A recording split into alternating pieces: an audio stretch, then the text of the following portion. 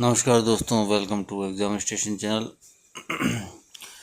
दोस्तों, आज हम लोग बात करेंगे आरएस परीक्षा 2024 के मुख्य परीक्षा के रिजल्ट से संबंधित अपडेट के बारे में।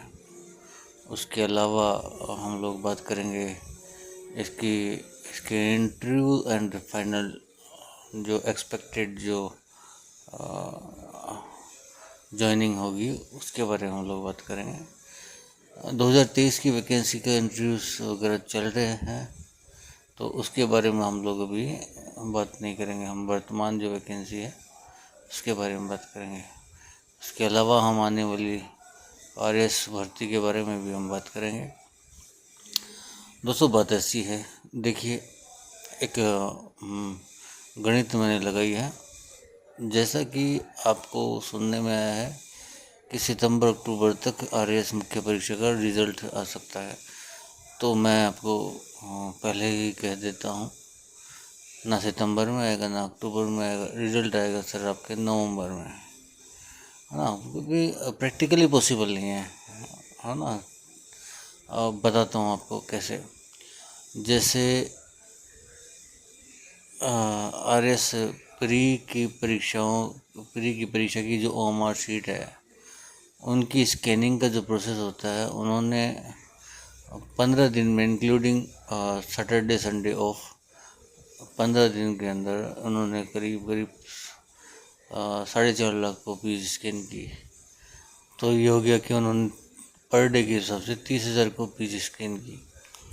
अभी हमारे 83-84% जो भी भाई उपस्थित रहे मुख्य परीक्षा में, तो उन्होंने उन्होंने लगभग 18,000 जो कॉपीज़ हैं, 18,000 कैंडिडेट्स हैं, उनकी चार उन्होंने पेपर दिए, तो 72,000 उन्होंने उनकी कॉपीज़ हैं। अब 72,000 में लगभग 30 पेजेस मान लीजिए, जो ओएमआर स्कैन करते हैं ना, आगे पीछे पीछे का ऐसे मिला के 30 पेजेस अब कम से कम मान के चलें, तो ये हो गया करीब 72,000, राउंड फिगर में 7,000, 21 लाख के आसपास कॉपीज़ हो गई। अब 21 लाख कॉपीज़ में पर डे कॉपी स्कैन हो सकती है 30,000, तो 30,000 को डिवाइड करो 21 लाख में, तो ये आ जाता है अपना आंकड़ा 70 दिन। 70 दिन हमें, 70 दिन अर्थात 2 इंक्लूडिंग सैटरडे संडे आप लेके चलें, 2 महीने 10 दिन कम से कम समय लगेगा सारी कॉपीज़ को स्कैन करने में। अब ऐसा तो है नहीं कि वो डबल शिफ्ट में काम करेंगे, ऐसा इतना है नहीं हमारे पास संसाधन। और प्री में जो संसाधन स्कैनिंग के संसाधन है, वही संसाधन आरपीएससी अपने हर एग्ज़ाम में यूज़ करता है। जितने संसाधन हैं उतनों को यूज़ करेगा। कॉपीज़ एक सिक्योरिटी सेल से बाहर कहीं नहीं जाती हैं, मतलब अपने एक ट्रस्टेड चैनल से कॉपीज़ बाहर नहीं जाती हैं। तो मालिक दो दो अब समय नहीं लगता है। इसे समय क्या लगेगा, देखो मैं बताऊँ आपको, कम से कम 4 महीने लगते हैं कॉपीज़ चेक करने में, कम से कम लगते हैं 4 महीने लगते हैं यार। 18 जो पहले 14-15 हज़ार कॉपीज़ हुआ करती थी, अब इस बार 1,096 वैकेंसी, तो उस हिसाब से कॉपीज़ काफ़ी ज़्यादा हैं, है ना। तो 18,000 कॉपीज़ हैं, लगभग टोटल 18,000 कैंडिडेट्स थे। तो मैंने बताया 70 दिन में आपकी कॉपीज़ चेक होंगे, 2 महीने 10 दिन इंक्लूडिंग सैटरडे संडे जो ऑफ रहता है, उसको मिला के भी 70 दिन आप ये मान के चलें। अब 4 महीने लगा तो 6 महीने हो गए, लेकिन ऐसा नहीं होगा। ये जैसे पहला फर्स्ट पेपर की जो कॉपीज़ है, फर्स्ट पेपर हिस्ट्री वाला, वो सारी कॉपीज़ स्कैन करके वो लोग उसको चेकिंग के लिए भेज देंगे।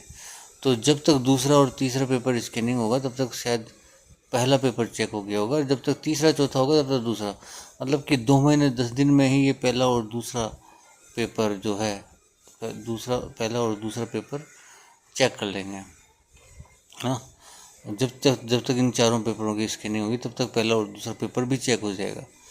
इसको मतलब इस तरीके से आप कर सकते हो, करते हैं तो ठीक है। चलो, अभी ये मान के चलें कि 2 महीने 10 दिन लगे 2 पेपरों को चेक करने में, जब तक वो कॉपीज़ जो है वो हो रही थी, है ना। अब 2 महीने और लगा के चलो, 2 महीने 10 दिन और लगा के चलो, तो ये हो गए 4 महीने और 20 दिन।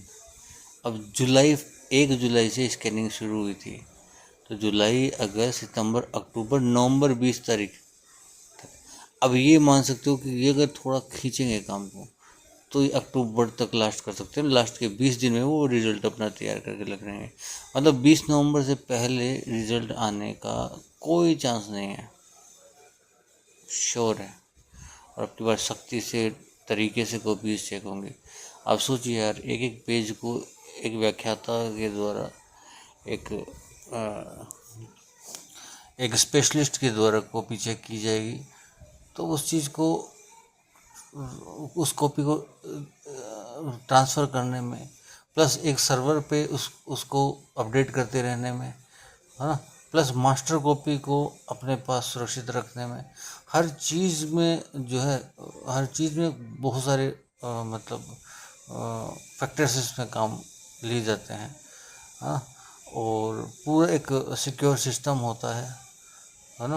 और सारा जो कार्य होता है ना वो मतलब सिक्योरिटी, मतलब बिना मुखिया और सदस्य के, आरपीएससी सदस्य और मुखिया के इन्वॉल्वमेंट के कोई गड़बड़ी की संभावना नहीं है। और जैसा कि अभी वर्तमान में हमारे जो नए जो ये हैं चेयरमैन, लगता नहीं है कि किसी प्रकार का कुछ धांधली या गड़बड़ी की संभावना रहेगी। और सरकार जिस तरीके से प्रभावी तरीके से इस युवाओं को ये चीटिंग के मामलों में जिस तरीके से क्रियाशील है, सक्रिय है, उस आधार पर लगता नहीं। तो एक्सपेक्टेड रिजल्ट का जो है ना वो 20 नवंबर के, मान लो 20 नवंबर +- 5, है ना, या 10, कि 20 नवंबर या तो 10 नवंबर से लेकर 30 नवंबर के बीच में आपका रिजल्ट आ जाएगा। ठीक है, अब बात करते हैं इंटरव्यू की। तो सर देखो, जैसे ही रिजल्ट आ जाएगा ना, 7 दिन में इंटरव्यू कंडक्ट करवाना चालू करेंगे ये लोग। और जब रिजल्ट आएगा ना, उससे पहले, जब रिजल्ट आएगा ना मेंस का, उससे पहले ये लोग पिछले इंटरव्यू का रिजल्ट निकाल देंगे। पिछले जो इंटरव्यू अभी जो चल रहे हैं इंटरव्यू 2023 वाले, उसका रिजल्ट वगैरह निकाल देंगे, है ना। तो ये 30 नवंबर से पहले आपका उसका 2023 का रिजल्ट आ जाएगा और मेंस का रिजल्ट आ जाएगा, है ना। तो उसके बाद में आप ये मान लीजिए कि 20 नवंबर के बाद में रिजल्ट भी आ जाएगा उसके आसपास, और रिजल्ट आने के अलावा आपके इंटरव्यू की डेट्स भी, मतलब इंटरव्यू भी चालू हो जाएंगे। अब इंटरव्यू का जो कार्यक्रम है वो वही चलेगा भाई साहब। इंटरव्यू का जो रिजल्ट है वो लगभग मार्च और अप्रैल में आएगा। अप्रैल में, मैं तो अप्रैल बोलता हूँ, अप्रैल में जाके आप मान सकते हो, मई तक भी जा सकता है। ये ऐसे ही करेंगे, है ना। ये नहीं करेंगे सर, कुछ हद तक मान सकते हो अप्रैल में ही आ जाए, मार्च में ही आ जाए, इसकी संभावनाएं काफ़ी कम है, क्योंकि इस बार बच्चे ज़्यादा हैं और एग्ज़ाम में बच्चे बैठे भी ज़्यादा हैं। हालांकि इंटरव्यू तो वही 2,500 बच्चों का होगा, लगभग 2,500 बच्चों का होगा। तो कुछ कहना अभी संभव ऐसा नहीं है, पर हाँ एक्सपेक्टेड बता रहा हूँ कि 2.5 गुना बच्चे अगर ये, मतलब लगभग 2500 बच्चे के आसपास ये लेते हैं, तो इंटरव्यू करवाने में इनको बहुत कोशिश करेंगे, तब जाके मार्च में काम होगा। अन्यथा अप्रैल, और इसी तरीके से काम चलता रहता हूँ मई में, तो मार्च, अप्रैल, मई, मई से पहले पहले आपका आ जाएगा। एक्सपेक्टेड बता रहा हूँ मैं, अप्रैल में आपके इंटरव्यू के जो रिजल्ट्स आ जाएंगे। नियुक्ति वही जून जुलाई के आसपास। तो ये सब चीज़ें एक्सपेक्टेड हैं। अब ये कितना करते हैं, ये तो है काम खींचने वाला काम, जितना कि ये कह रहे हैं ना यूपीएससी की तर्ज पे, यूपीएससी की तर्ज पे, यूपीएससी की तर्ज। तो भैया यूपीएससी की तर्ज यही कह रही है। और अभी जो जिस तरीके से काम कर रही है सरकार, तो वो कोशिश करेगी कि युवाओं को शिकायत का मौका ना दे। ठीक है, आई होप अब सभी होनहार बच्चे हैं के परीक्षा दी है, तो मेरी बात को आप समझे होंगे। नई आरएएस वैकेंसी की बात कर रहे हैं। नई आरएएस वैकेंसी सर, अब की बार देखो, एक मुद्दा उठा था कि एसआई भर्ती और ईओ भर्ती को और जिला शिक्षा अधिकारी भर्ती को, इन सब को आरएस परीक्षा में शामिल करना है। लेकिन अभी जैसा कि आपको मालूम होगा 1015 वैकेंसियाँ एसआई भर्ती में ऑलरेडी आ चुकी हैं। अलग से आरपीएससी ने अपना विज्ञप्ति जारी किया है। तो एसआई को भी फिलहाल के लिए भूल जाइए, दूसरी बात ले लेते हैं। हमारी ईओ भर्ती 100% श्योर है इस बार ईओ भर्ती आरपीएससी आरएस में आएगी, है ना। जिला शिक्षा अधिकारी 100% श्योर है इस बार आएगी आरएस भर्ती में, जुड़ कर आएगी। अलग से कोई भी वैकेंसी इसमें नहीं आने वाली, है ना। तो ये मेरी गणित के हिसाब से मैं बता रहा हूँ। फ़ायदा क्या है? फ़ायदा ये है सर, क्योंकि पहली बात तो जितनी अभ्यर्थना स्वायत्त शासन विभाग ने भेजी है, आरएस के अलावा कोई भी पोस्ट ऐसी नहीं है, सॉरी ईओ के अलावा कोई भी पोस्ट, आरओ के तो पद ही नहीं है उसमें, ईओ के अलावा कोई भी पद ऐसे नहीं है जो आरएस जो उसके लिए किया जा सके। तो ये लोग उसको नगरीय विकास जो सेवा है, मुख्य सेवा के अंतर्गत उसमें शामिल करने की बात कर रहे हैं और मेरे हिसाब से करेंगे। एसआई को करना पॉसिबल नहीं था, क्योंकि एसआई एक मेजरली जो कह सकते हो आप कि एक शारीरिक दक्षता वाला एग्ज़ाम है। आरपीएस की जो दक्षता, आरपीएस के लिए जो दक्षता चाहिए और उसकी एसआई के लिए जो दक्षता चाहिए, बहुत फ़र्क है उसमें। वो एक लाइट मेथड है, ये एक हैवी एंड डार्क मेथड है ना, दक्षता जांच का। दूसरी बात, वहाँ पे बहुत कंपटीशन बहुत कम होता है, ये सब पढ़ने वाले बच्चे हैं और इतने मापदंड भी नीचे होते हैं।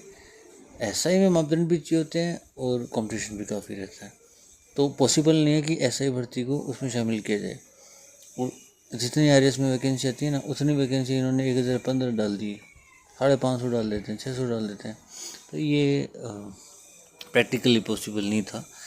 पर हाँ, आगे इन भविष्य में क्या हो सकता है वो कह नहीं सकते। भविष्य में हो सकता है शामिल कर लिया जाए, पर फिलहाल ये ईओ और जिला शिक्षा अधिकारी ये पूर्णतया सिविल सर्विसेज की जॉब है, इनको शामिल करना चाहिए था और शामिल करेंगे।